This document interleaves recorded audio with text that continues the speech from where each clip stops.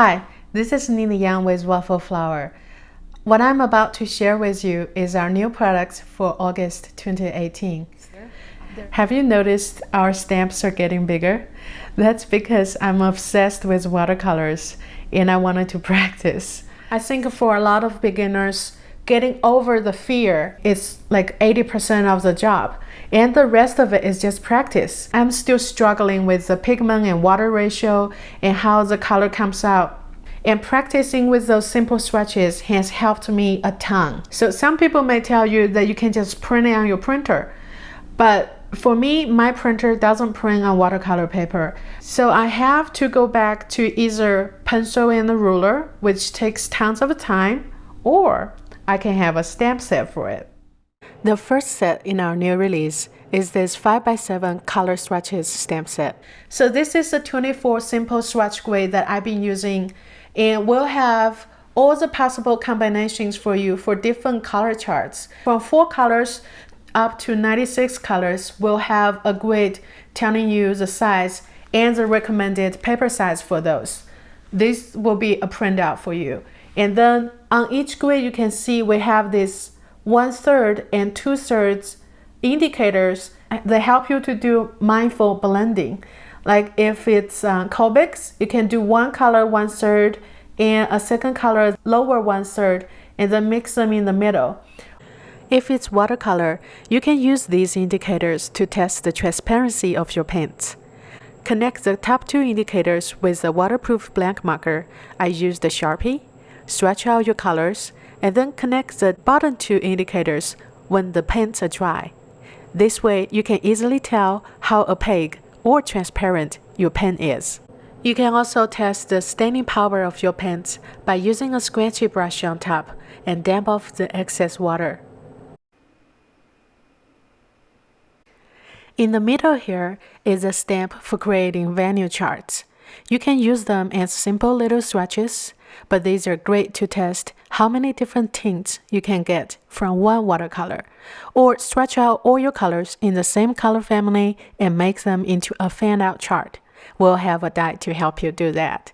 On this side is the most difficult chart to me. It's a 2-color mixing chart. You will put down 1 color on each end and then mixing them 8 times on your palette using different ratios of paints. Try to make the mixing evenly spaced out. I think I'm doing better on my second chart, but this is hard. And you'll use the bottom 2 rectangles for diluted versions of the mixings.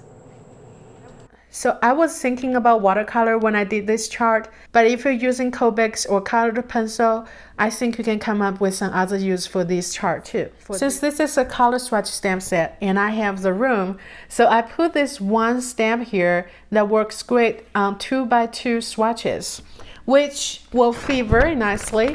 If you swatch all your colors and put them in a binder like this with the 2x2 swatches, this stamp set will be perfect for you. And of course, we have a special one just for watercolors that can be easily appended to this single swatch to testing out your granulation, transparency, staining, and light fastness. And also around here, you'll have some useful words. You can use your MISTI for all these stamps, but to me, I find it's easier to put them on these stamping blocks that Fiskars have. And this is all came in a set, and they came with some 2 other sizes too. This is how they look like on a 2x2 stamping block. I just appended this stamp right below the single swatch stamp. I think it's so helpful. I made another 2x3 single swatch stamp. All the information you need is on there as one stamp. I also added the black area for transparency test on the swatch itself. I found pigment numbers are very helpful for understanding the paints, so I have them on there too. If you don't need this info, you can just trim it off and stamp it on your 2x2 swatches. Look how cute they are. So let's talk about how to use these swatches with your common paper size. For the simple 24 swatches stamp, I like to use 6x9 watercolor paper to get 3 of these 6x4 charts, with about 1/2 inch and top to help you put down the paper info, the swatch info, and the size of brush you use. For your letter size of paper, first, trim off a 1/4 inch lengthwise, and then trim at 2 3/4 twice, and then trim my 5.5 widthwise to get 6 equal pieces sized in 2 3/4 by 5.5. This is a perfect size for the 24 swatch chart.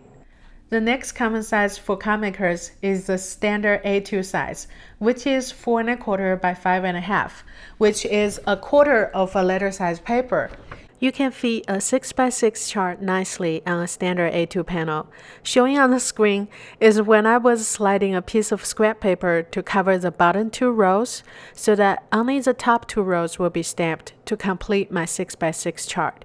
This is a perfect chart for practicing your primary color mixing. And I used the line in the bottom of the single swatch stamp to stamp the line for the chart name. And here's what I practiced on with my primaries. A cool and warm yellow, a warm and cool red, and a warmer and cooler blue. So this is how they mix together. And this is the diluted version of how they mix together. This has been very helpful for me. Now I know just what 6 colors can do for me. To make it easier for those of you who do want to try printing the swatch charts, we have a free printable with a 6x6 chart for 36 colors and a 12x4 chart for 48 colors. You can cut out the top chart with a standard A2 panel die. I'm using the biggest die from our A2 nesting rectangles die here. There is a good chance that your printer will work with Copics and colored pencil. Majority of the printers I know can print on cardstock. Like 80-pound or 65-pound cardstock should work with majority of the printers. But for watercolors, you will need to have a layer printer that accepts watercolor paper. Please note that you need to print in 100% to get the original size. As you can see here, my printer default is to print fit to page, which has shrinked the image. You can still use it, but your measurements will be off. I'm not going to cover the printer models because I don't know. I have a HP LayerJet 420 and it doesn't even take 90-pound watercolor paper. When you print at 100%, your 48 color chart will fit perfectly in a common 48 color team palette. So I've been using a 6x9 watercolor paper from B Paper. I like this paper a lot for practice. For 6x9 paper, I can get 80 swatches like this. Or I can stamp the color names and pigment numbers on the side like this and get an 8x8 chart with 64 swatches. This is a great chart for practicing 8 colors limited palette mixing. And to take it one step further, you can have 96 swatches on a piece of paper sized in 5 1/4 by 11, which can be done on a standard letter-sized paper. If you got one of those 96 color brush sets, this is what you need to have all of them swatched out on one page, okay? If what I just shared was too much information for you, don't worry, we will have a cheat sheet for you. I'm still working on the details for this, but you will be able to have it by your side as a reference when you start to play with the stamps. So if you're already very good about watercolor and knows your paint, you can still use this stamp to try on different paper or to try different brushes. So here I used 3 different brushes to test out the same 8 color palette I have. If you make your own palettes, the 24 swatch chart fits right in a Meeden 24 half pad tin box. And of course, we'll have a die for it. So here's an indication of what the dies will cut out. We have 1 die for all the 24 swatches, and 1 die for the 2 color mixing grid, 1 die for the venue chart. But notice that the venue chart has a little bit more gap here. You can just punch a hole and assemble all your venue charts together on the ring, or this same die will cut out a single column of the 24 swatches, so you can use them for 6 colors. It depends on how your palette looks like. And we also have a die that cuts out each individual of the swatches, just in case you made a mistake. And the die cuts 8 at a time. So you can, if you want to cut all of them out, you'll need to cut them 3 times to get all the 24 out. And we have another die that takes care of the single swatches. So I made this die in this group to cut out just the mass tone part of it or the testing part of it. And the same die that cuts out the testing part also cuts out the watercolor info stamp. We also have a die that cuts out a single of the misting area here, just in case you make a mistake. We also have the die that cuts out a single row of the swatches. You can combine these elements to get even more options. For example, with the 24 swatch grid, you can easily get 48, 72, 96, and even 144 colors. They all fit on a piece of letter-sized paper for easy storage. Also in this die set, you'll see two dies that look like this. These are the spacers for your MISTI. I want to share how easy it is to stamp a chart that's bigger than the 24 swatches stamp using a MISTI and our spacers. First, you will need to trim your paper to our recommended paper size. For this 8x8 chart, I have trimmed my paper to the recommended size. Put it in my MISTI with a 3/8 inch spacer. I taped my spacer down because it's just regular printer paper. If you cut it out from thick cardstock, there's a better chance that it will stay in place against this corner of your MISTI. And then you will place your stamp all the way against the spacer and pick it up with the lid. Stamp, turn your paper 180 degrees, and stamp again. For the missing two rows, I cleaned my stamp and placed it right on top of my stamped image, lining the top rows with the stamped rows. Picked up the stamp, taped a piece of scrap paper to cover the top rows when I was inking it up, removed the scrap and stamp. Rotate my paper 180 degrees again to finish the chart. Easy peasy, right? We will use the other spacer die the same way, except that it will make a 5/8 inch open space, perfect for a 6x6 chart, 36 swatches on an A2 sized panel. So you've had a sneak peek of this Swatch Tag Die earlier when we were talking about the 2x3 Swatch Stamp set. The biggest die in this set is an ATC size tag with piercing details on top. ATC stands for Artist Trading Cards. With the 2x2 die from this die set, you can cut out the single swatch stamp from the color swatch stamp set, or lining it up with this swatch stamp like this, or skip the milestone and just have the big swatch and more product info in the bottom. These work great with the coin pocket swatch system. If this is how you keep all your swatches, they can all be together. So also in this little die, we have two tag hole reinforcers, the front and the back of your tag, and also two square swatches if that's what you need, and also a rectangle long swatch. These are just some options you have with this Swatch Tag Die. Now color swatches are fun. But wait, there's more. This is the other 5x7 stamp set we have in this release, called Color Wheels. Let me show you some example. So this is a bad one.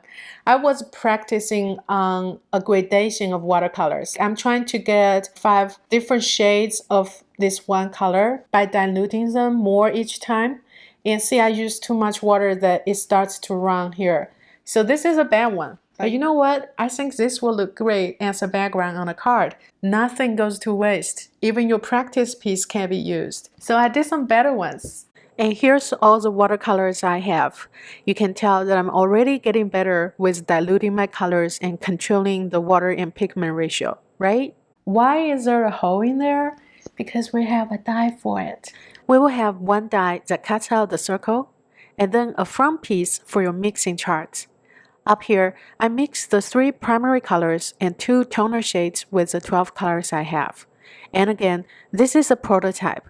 The finished front panel die will be in one piece to save you more time. And this opening here indicates a pair of complementary colors. It is open so that you can see your gradations when you're using this color wheel as a watercolor mixing chart. This is going to be a great reference guide for all the coloring media you have. We already know that adding blue to a green color will make a blue-green, but what shades of blue-green? This color mixing wheel will tell you. Take Copic as an example. I picked one marker from each color family, trying to pick the ones that have the same color intensity, but I only have BV02 in my blue-violet family, so that's what I used. That's the beauty of this color wheel stamp. You can use whatever you have. You can write down the marker numbers if you want, but I made a mistake, so I started filling in the colors on a newly stamped image and forgot to write down the numbers. But you get the idea. Now we have a fully customized color wheel that tells us exactly what we have and what we can achieve. For example, violet and yellow are complementary colors that neutralize each other. But because it's Copic, the yellow color pushed the violet down into the paper, so the mix looks more yellow than neutral brown. Try layering down the yellow first and then the violet. You'll probably get a different result. Think all the discoveries you'll have with the help of these color wheels. Thank you so much for joining me today. I'll see you again soon.